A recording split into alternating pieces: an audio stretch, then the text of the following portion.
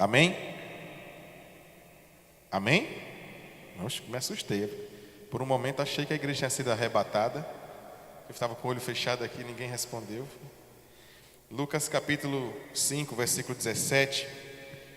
Como nós lemos aqui, na verdade a base inteira é um texto que vai se estender até o versículo 26.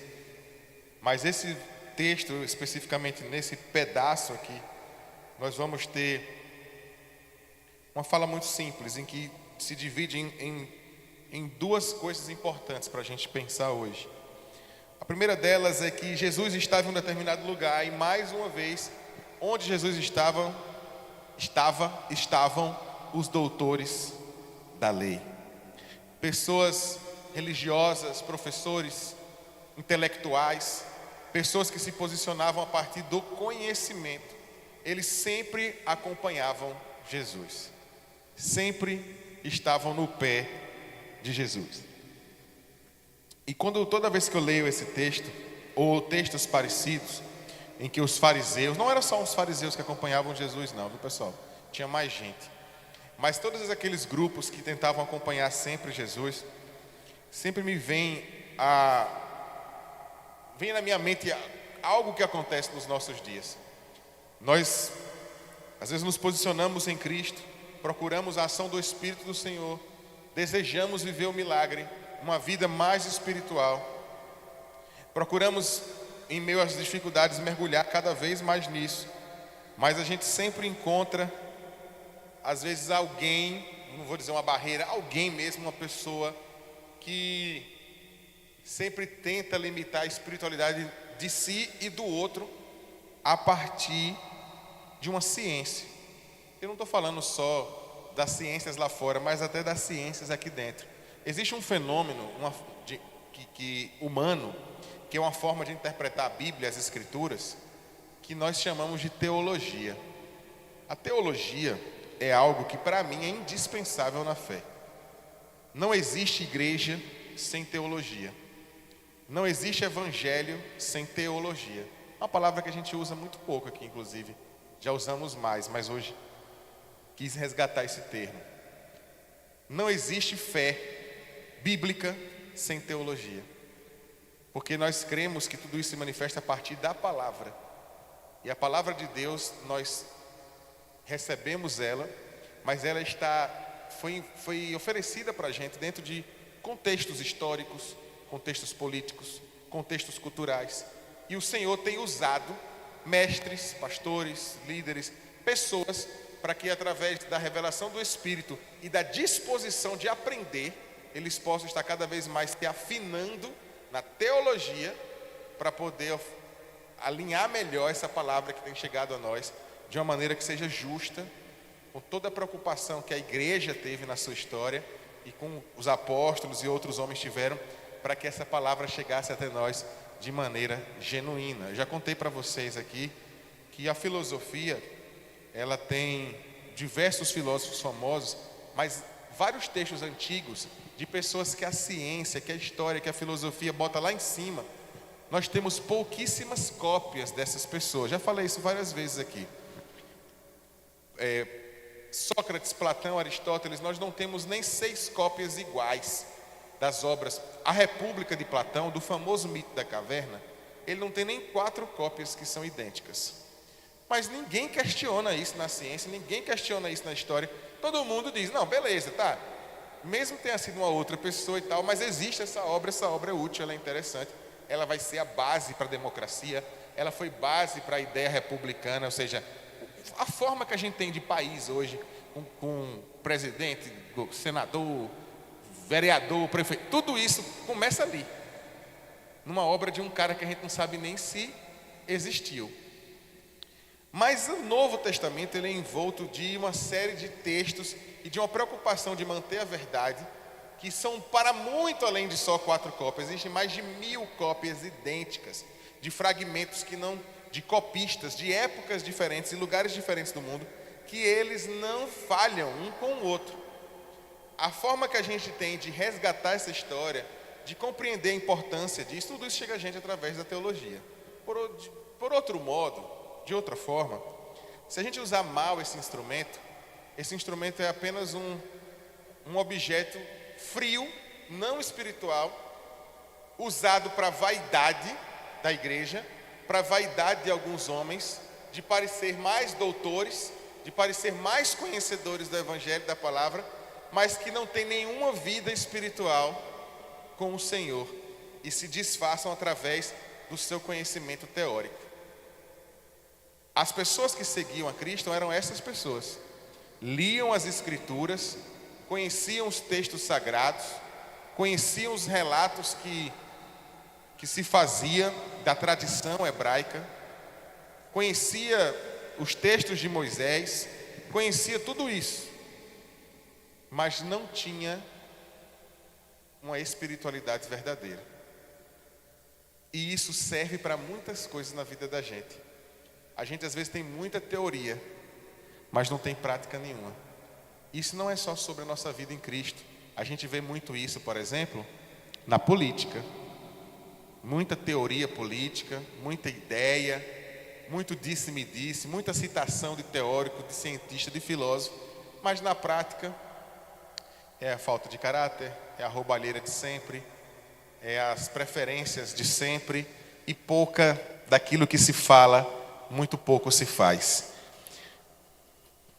Então nós temos nesse versículo 17 um Deus que se fez homem, que vem ao mundo e veio promover cura. Esse homem estava sempre vigiado por pessoas que estavam ali não para testemunhar os seus milagres, não para testemunhar a cura, não estavam ali para vivenciar algo espiritual, estavam ali para tentar encontrar uma brecha nas práticas desse Cristo. Igual quando um advogado está procurando uma brecha na lei para poder acusar alguém ou defender alguém, mas a fim de sua própria vontade. Mas há uma palavra final nesse versículo, não sei se ainda está aberto aí na sua Bíblia, que é um fechamento importante. Porque vai dizer que em um daqueles dias ele estava ensinando, lá estavam fariseus, outros doutores da lei, pessoas que tinham vindo de todas as aldeias da Galileia, da Judéia e de Jerusalém. Mas há uma frase final que diz: e o poder do Senhor estava... Como é que está, gente, na sua Bíblia? Presente para curar. Queridos, o Senhor tem nos colocado em muitos lugares, em muitos meios, em trabalhos. O Senhor tem nos colocado em escolas, tem nos colocado até em novas configurações de família. Alguns têm casado, têm noivado, têm conhecido outras pessoas, mas sempre o Senhor está à frente, tem governado os nossos passos. Tudo que nós fazemos e para onde estamos indo com o aval do Senhor. Ele tem guiado o nosso futuro. E sendo assim, o Senhor tem estabelecido um propósito nas nossas vidas.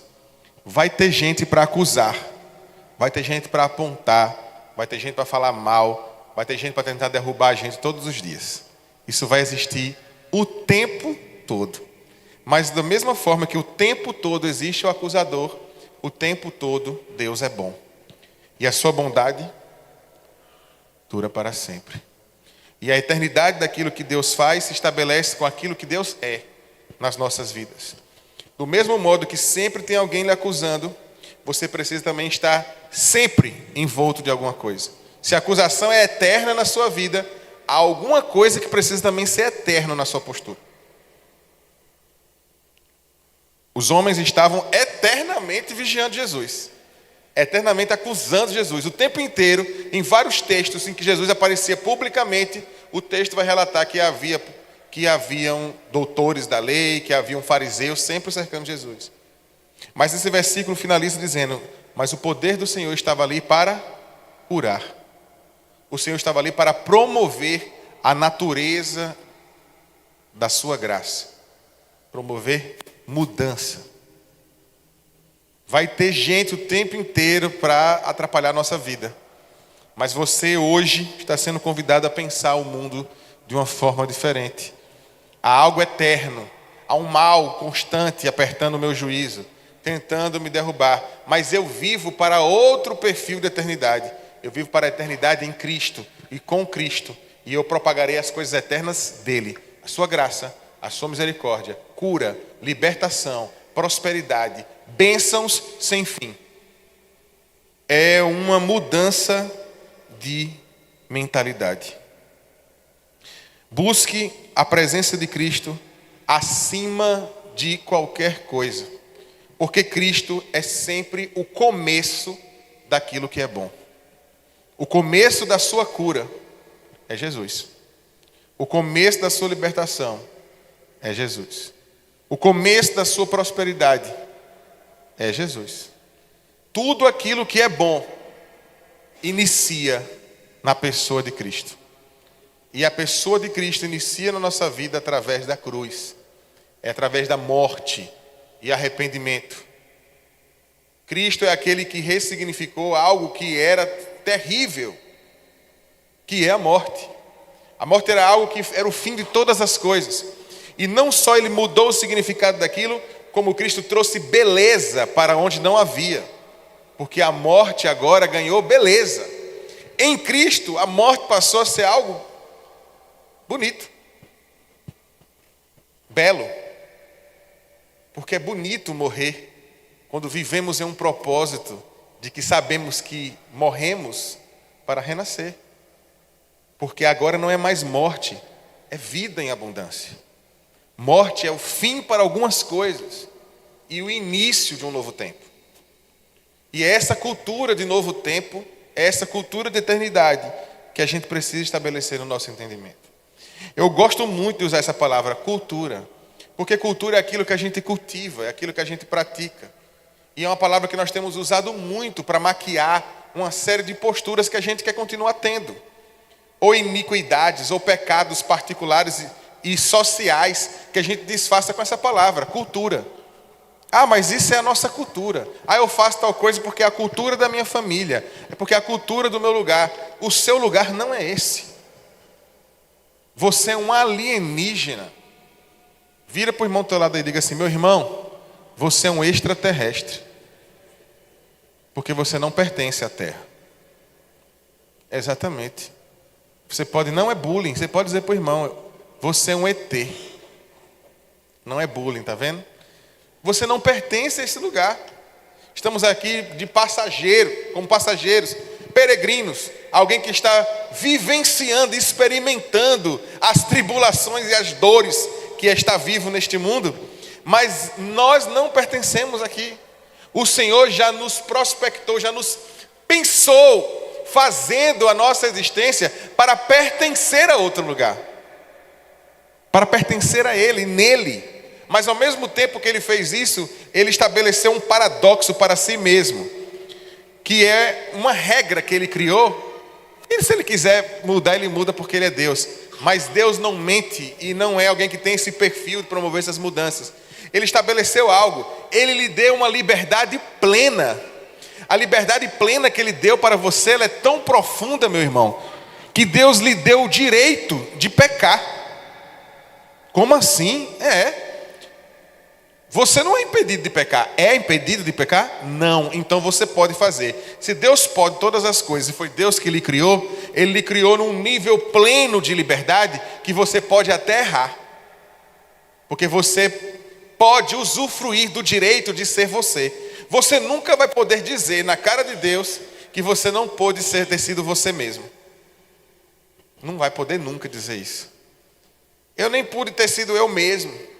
Porque se eu fosse eu mesmo, eu ia... Pode sim. Mas você às vezes evitou algumas coisas porque tinha consciência do peso das consequências que isso traz. Mas isso é para tudo na vida. Até porque ação e reação não é um princípio da física até. Porque esse é um princípio do Criador. Deus estabeleceu isso para o mundo, para o universo, para o cosmos. Ou seja, para tudo, em todo o tempo, para tudo que existe. Para tudo que eu faço, algo acontecerá. Nada é de graça e nada é simples. Algo vai ter. Então, quando eu em Deus me posiciono, eu estou livre para pecar, mas eu também sou livre para servi-lo. sou livre para me amarrar a Ele, sou livre para estar disposto a Ele. Agora, quando eu tomo esse posicionamento, eu tenho que pensar a minha vida de outra maneira, porque agora eu estou livre para Ele, então eu estou me submetendo ao único caminho ao qual eu posso, de fato, viver aquilo que é bom, perfeito, agradável e ter a autoridade de testemunhar milagres, cura, libertação, a graça, ver a misericórdia em sua plenitude e não na falsidade da misericórdia dos homens.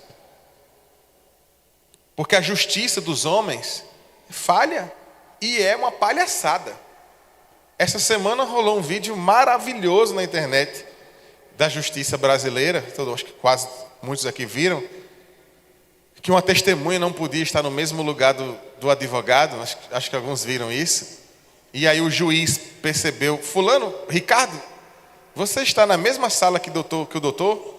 Não, a janela aparece muito, pega o seu celular e dá um 360, estava todo mundo era online, né, no Meet, aí o advogado faz bem assim, ó. Não, está aqui não, ó. Aí o juiz diz assim, não, dá um 360 aí. Quando ele vai dar o 360, eu não conheço direito, mas eu sei que aquela testemunha não podia estar na mesma sala que o advogado. Aí a testemunha se abaixa, embaixo da mesa, e o advogado sai filmando. Aí tem uma mulher lá que começa a rir, o pessoal começa a dar risada, o juiz diz assim, vocês estão brincando comigo. Vocês estão brincando comigo. Isso é uma palhaçada, pessoal. Ele vai, de fato, ele não sai barato. Ele usa um termo lá que eu não sei, mas ele não deixa passar. E, de fato, não era para deixar passar. Mas é uma palhaçada. É uma palhaçada, porque o ser humano, ele é assim. Ele é imbecil por natureza. Ele não compreende os níveis dos seus compromissos. Mas sabe quem compreende? Deus. O capítulo 5 de Atos vai contar a história que o pastor pregou aqui recentemente, no congresso, na Conferência Valente. Né? Depois que ele prega sobre Ananias e Safira, ele vai e ainda chama Varjão para orar. Varjão vem morrendo de medo de morrer. Né? Vai que tá em comunhão com Deus, Varjão. Varjão quase morre aqui. Porque Ananias e Safira é a história. A gente tem uma mania, pessoal, de dizer que Deus é amor. E de fato Deus é amor. Mas a gente fala como se Deus tivesse um compromisso com o Velho Testamento e no Novo Testamento Deus estabeleceu outro. Eu já falei isso aqui, vou aproveitar para repetir, porque tem muita gente que ainda prega isso, e isso é coisa de Satanás. Tem muita pregação que é do diabo, viu, gente? Muita pregação é de Satanás. Eu não ia nem tomar esse rumo hoje, mas eu sempre tomo. E aí o que acontece? Um casal numa igreja prometeu que ia fazer uma venda de um terreno, e quando fizesse a venda desse terreno, ia doar para a igreja o dinheiro. Vende o terreno, pega o dinheiro, embolsa, dá um pedacinho lá e não faz. Aí Pedro chama o casal e diz assim, vocês erraram. Vocês não tinham nem a obrigação de fazer isso. Deus ia dar 10 com vocês, mas vocês estabeleceram um compromisso diferente. Vocês criaram uma aliança com Deus. E vocês pecaram contra essa aliança. Sabe o que vai acontecer? Eles vão morrer. E morreram.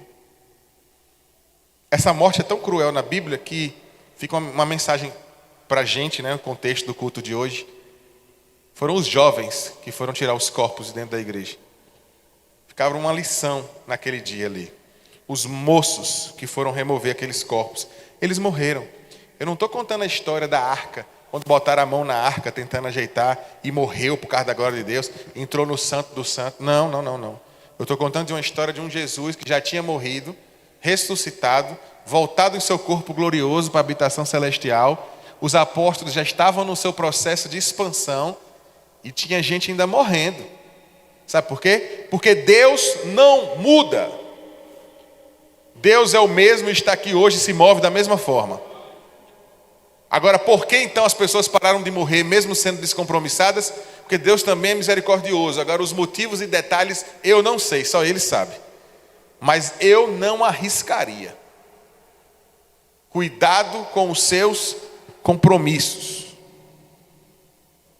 Não avacalhe com este lugar aqui. Eu falando nesse lugar, não estou falando do templo, não. Isso aqui é simbólico.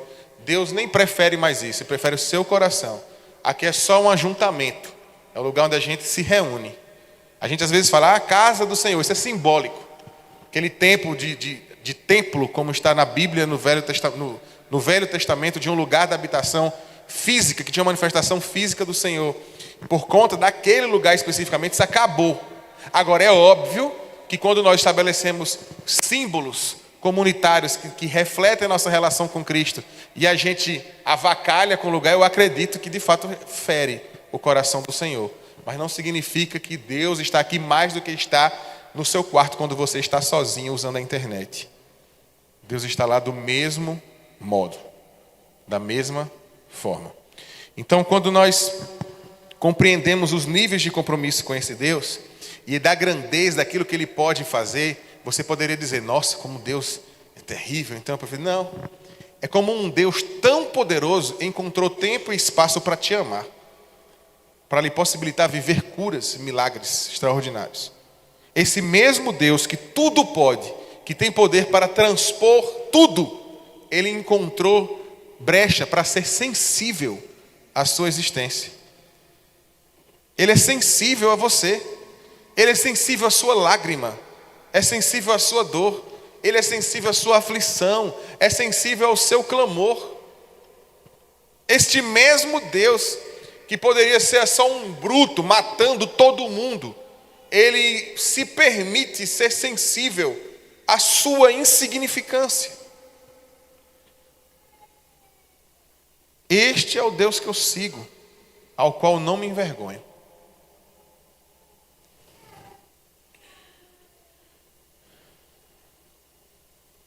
Na sequência dos versículos, nós temos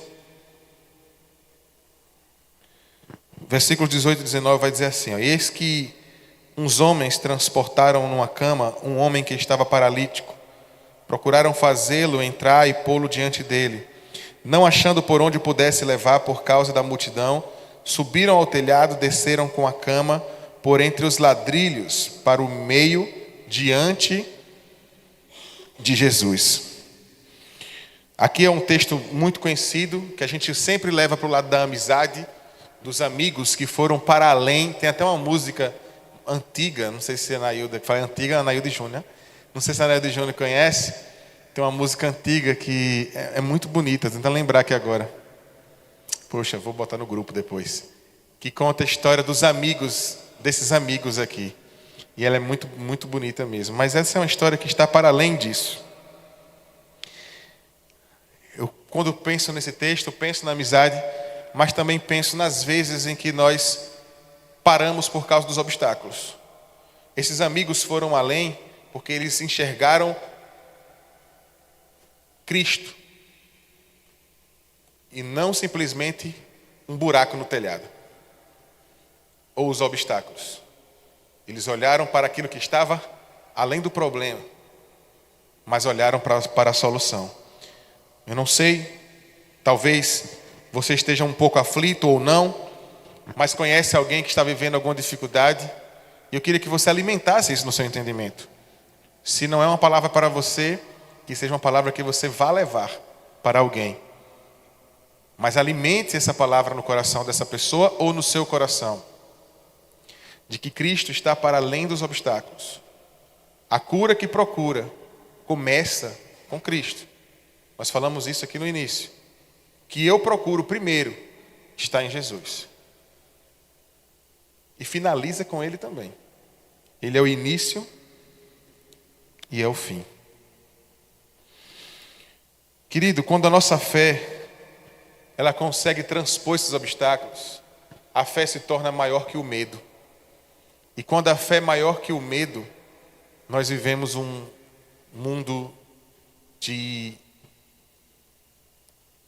coisas impossíveis.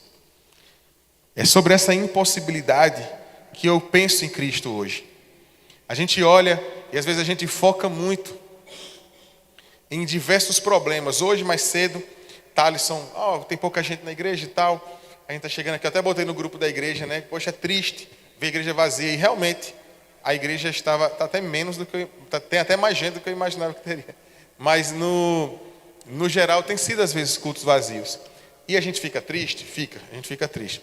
Até porque eu estou nesse negócio aqui, gente, há muito tempo. Né? Eu estou diretamente há 10 anos, mas eu me envolvo direto com os cultos de juventude desse ministério desde os meus 13 anos. Eu acho que eu já contei a história para vocês. Tinha culto na igreja todos os dias, de segunda a segunda. Culto dos jovens, culto dos velhos, culto dos novos, culto da esquerda e da direita. Não, você não tinha não. Mas culto de intercessão, da oração, tinha tudo, todo dia tem alguma coisa. E aí, meus pais revezavam para não ter que ser desgastante, até para mim, que era muito pequeno, ficar sempre vindo para a igreja. Mas quando eu tinha 12 anos, eu me envolvi num culto de crianças. Como hoje teve um culto de crianças, não aqui na igreja, mas teve lá. Eu me envolvi num culto de crianças, já tinha 12, aí meio que fui da recepção, um apoio, né, aquela coisa. E eu conheci um culto que eu nunca tinha vindo para a igreja. Aqui da igreja eu nunca tinha vindo para o culto dos jovens. E aí eu tinha 12 anos e era um culto, morava no Alto do Cruzeiro, minha avó morava aqui, perto de onde eu moro hoje. Aí eu fui ficando na igreja, a hora foi passando, o pessoal começou a chegar, de repente começou um outro culto, que eu achei super estranho, que eu não sabia, eu fiquei ali na resenha com o pessoal na frente, e começou um outro culto. E aquele outro culto eu achei diferente. Não teve nada de espetacular, não teve luz, não teve ninguém dando mortal para trás, não teve fumaça, não teve rock and roll, acho que até teve, que era muito comum, mas não teve nada em comum, mas algo de especial me pegou naquele dia. E desde aquele dia, todos os sábados eu comecei a dormir na casa da minha avó, para poder eu conseguir estar aqui nos cultos. E isso já são 21 anos. E quando o pastor Williams, que era o líder da juventude, a gente não tinha nenhum evento geral, começou a surgir os distritos. Os distritos aqui começam em torno de 2007. E as igrejas começaram a se dissipar, tinha uma na Aliança, tinha uma não sei aonde, a gente tinha que criar alguma estratégia que unificasse a juventude. E eu tinha uma expressão que eu usava com meus colegas da escola. O negócio ficou difícil, está problema, se joga. E eu falava muito isso lá em casa. Minha mãe falava alguma coisa, dizia que nada, mãe, se joga. Ela pegava A, mas depois ela começou a entender a filosofia da coisa. E aí quando foi ter o primeiro encontro de avivamento juvenil de Jerusalém. Não, esse nome não tá legal. Se joga. Não, mas tem que ter uma cara espiritual. Se joga nos braços do Pai. Surgiu o nosso primeiro acamp nesse contexto. Eu estava envolvido desde o primeiro. Eu tinha 17 anos. Não fiquei até o último dia, porque tive minha primeira crise renal no Se Joga, né? A pedra no rim, querendo sair já. Enfim, uma longa história. Mas enfim, desde esse tempo eu já vi coisa demais acontecendo. E eu sei às vezes por que a igreja fica vazia num culto de jovens. É porque não tem pirotecnia. Não tem cantor de fora. Não tem algo atrativo, porque querendo ou não, os jovens, querendo ou não, igreja, quando a gente não se alinha para Cristo, né, alimenta isso, um amor por Ele, por causa dEle, por Ele, que esteja independente das formas que a gente traveste a nossa relação com Ele. Se Ele não for a primeira coisa, quem vai ser a primeira coisa é o inferno. Esse negócio da gente ficar sempre tendo que depender. Às vezes a gente faz isso muito mais pensando em quem está lá fora. Mas para quem está aqui dentro, não. Para quem está aqui dentro, Cristo tem que ser a primeira coisa. O amor pelo Evangelho, pela palavra. Aprender, não ter medo de vir para a igreja e ouvir uma palavra de exortação. Porque o crente é assim. Os apóstolos tomaram paulada desde o primeiro dia. Desde o primeiro dia tomando paulada. Mas sabiam do seu propósito. Pedro negou a Cristo, mas foi tomado por arrependimento e foi restaurado, porque sabia do seu propósito. Acorda para Jesus, gente, pelo amor de Deus. A gente sente que os dias não são bons. O Senhor está voltando. As pessoas estão tomando raiva de crente lá fora. As pessoas não querem saber da gente, as pessoas não querem saber da igreja. Depois de tudo que tem acontecido no Brasil ultimamente, a forma que às vezes se relaciona com isso, com aquilo, com a política, com aquele negócio, as pessoas têm criado mais ranço da gente ainda. As pessoas não querem saber da gente, não. E a gente está perdendo tempo achando que a gente só vai se aproximar delas porque a gente vai ter que parecer com elas. O mundo está em crise. Como é que eu quero me parecer com algo que está falindo? Eu vou me parecer com algo que está morrendo? Eu tenho que me parecer com aquilo que é santo, com aquilo que é diferente, com aquilo que esbanja, expõe os valores, a verdade que liberta. Eu tenho que me travestir, eu tenho que me vestir, me revestir daquilo que reflete a cura, daquilo que reflete esperança, daquilo que reflete o amor de Cristo. Chega de fantasias e de encenações. Ah, mas tem muita gente fazendo. Vão pagar o preço e a conta vai vir em algum momento. Porque não dá para se alimentar a vida inteira de milkshake.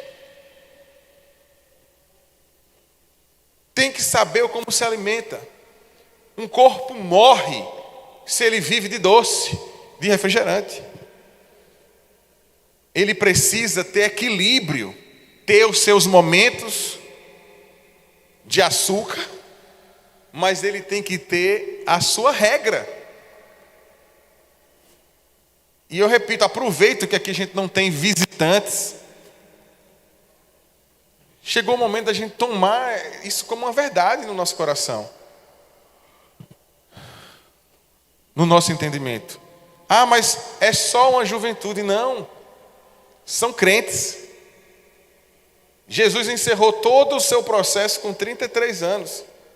Seus apóstolos, seus 12, eram todos muito mais jovens do que ele. Nós estamos falando de pessoas que estavam na casa dos 20 anos de idade. Todos eles. E às vezes você se pega olhando para o espelho depois de ter assistido um podcast de algum coach ou alguém do mercado digital. E, meu Deus, eu tenho 25 anos e ainda não fiz nada. Pois é, você tem 25 anos e não fez nada, você está pensando isso dentro de um olhar capitalista, mercadológico. E espiritual, tu fez o quê? Qual é o teu impacto para o mundo? Qual é o teu legado hoje? Tu consegue olhar para o espelho e dizer: olha o impacto que eu fiz na minha família. Olha o impacto que eu fiz na minha escola. Olha o testemunho que eu dou no meu curso. E aí? Tu olha para o espelho e faz isso e enche a boca cheia de alegria para dizer esse impacto? A tua idade não quer dizer nada. A tua vida é o que vai de fato, pode mudar a realidade de alguém. Quem mudou sempre a realidade do mundo foram os jovens. Todas as grandes revoluções, os grandes impactos, as grandes mudanças políticas, o que foi, passou pela juventude. Porque tem um fervor e uma vontade de promover mudança. Usa isso a seu favor na vontade, no desejo de ter Cristo como centro das suas escolhas, das suas ideias. O texto nem era sobre isso.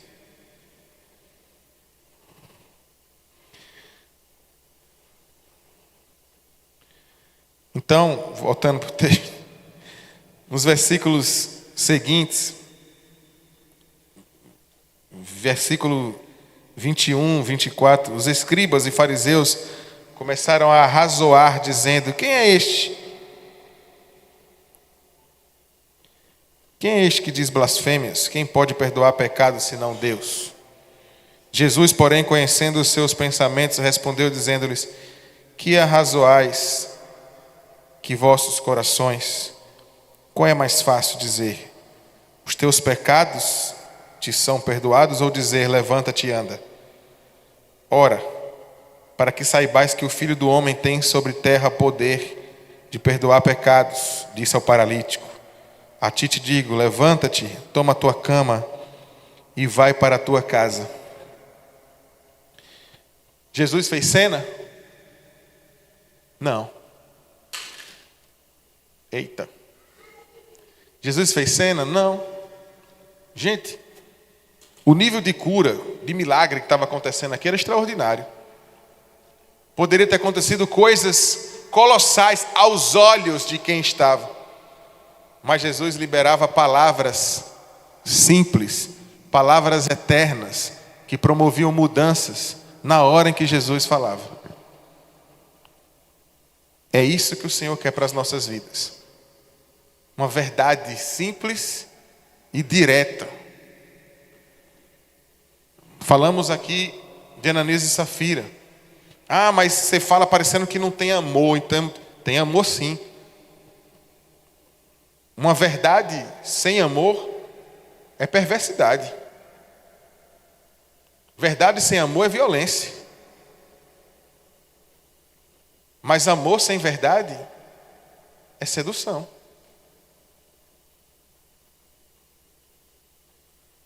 Só isso. O Senhor é a verdade, mas também é amor. É amor, mas também é verdade. Também é justiça. Ele é sobre muitas coisas que se integram em uma. E é por isso, igreja, que eu finalizo dizendo: nós precisamos do Senhor. Porque nós não somos nada, quanto mais uma coisa. E tudo que nós precisamos está nele. Porque somos moralmente frágeis, fisicamente frágeis, para poder gerar um impacto real nas nossas vidas e na vida de quem nos cerca. Procura ao Senhor, porque o que precisamos está nele. Eu sempre falo, né? Deus é bom, sua bondade e misericórdia dura para sempre. Eu aprendi isso com o Igão. Tem duas coisas, né, Igão? Está na Bíblia, mas eu aprendi a repetir com o Igão. Tem duas coisas que eu falo sempre que eu aprendi com duas pessoas que estão aqui. Uma é essa, eu aprendi com o Igão. O Igão sempre falava, sempre falava. Aí eu vou dizendo, é verdade, isso é algo que precisa estar na nossa prática e na nossa palavra dita o tempo inteiro. Igão falava sempre que pregava, eu comecei a dizer. E a outra é Miller, quando alguém fala assim: e aí, Miller, você está bem? Eu sinto melhor do que eu mereço. É verdade, melhor do que eu mereço. São coisas que a gente vai entendendo na caminhada. Eu penso hoje como eu pensava quando eu tinha os 13, 14 anos, de jeito nenhum. Eu penso hoje como eu pensava quando fui ordenado pastor, de jeito nenhum. Mas a gente vai mudar, mas que a gente muda amadurecendo com a nossa mente reconfortada em Cristo, deitada nele, no colinho dele. Porque tem outro ser aí querendo que você coloque a cabeça no colo dele.